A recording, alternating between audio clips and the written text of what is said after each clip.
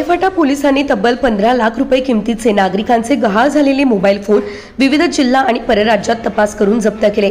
सदर मोबाईल लवकरच ज्यांचे गहाळ आणि चोरी गेले होते त्यांना परत दिले जाणार आहेत। आळेफाटा पोलिसांनी आळेफाटा पोलीस हद्दीत एसटी स्टँडवरती झालेल्या चोरीचा तपास करत अहमदनगर जिल्ह्यातील श्रीरामपूर येथून 2 आरोपींना अटक केली।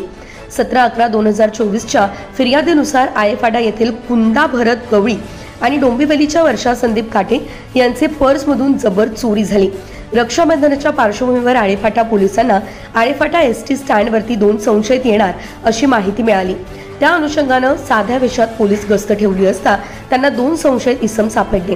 त्यांच्याकडे अधिकची चौकशी करण्यात आली आणि यावेळेस त्यांनी त्यांचे नाव संदीप उर्फ सागर सुरेश कांबळे, वय 29, राहणार वॉर्ड नंबर 1, श्रीरामपूर, जिल्हा अहमदनगर आणि दुसरा आरोपी सोमनाथ अनिल पिसे, राहणारा वॉर्ड नंबर 2, श्रीरामपूर, जिल्हा अहमदनगर असं सांगितलं।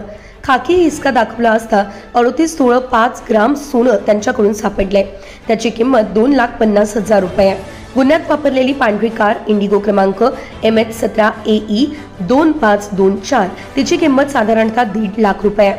असा 4 लाखांचा ऐवज जप्त केला।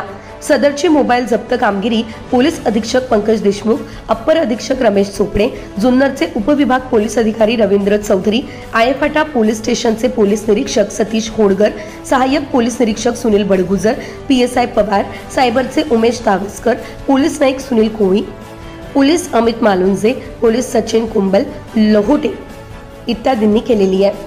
श्रीरामपूर आरोपी अटक करण्यात सहाय्यक फौजदार चंद्रकांत डुंबरे, नवीन अरगडे, विनोद गायकवाड, सखाराम झुबड, विष्णू दैफळे, शैलेश वाघमारे, पोलीस हवालदार पंकज पारखे, अमित पोळ आणि पोलीस मित्र अमित घोगरे इत्यादी उपस्थित राहिले। आळेफाटाहून तेज तुफान न्यूज चॅनल मुख्य संपादक Ayub Shaikh, Junnar, Pune.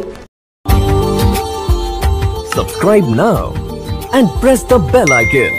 Never miss an update.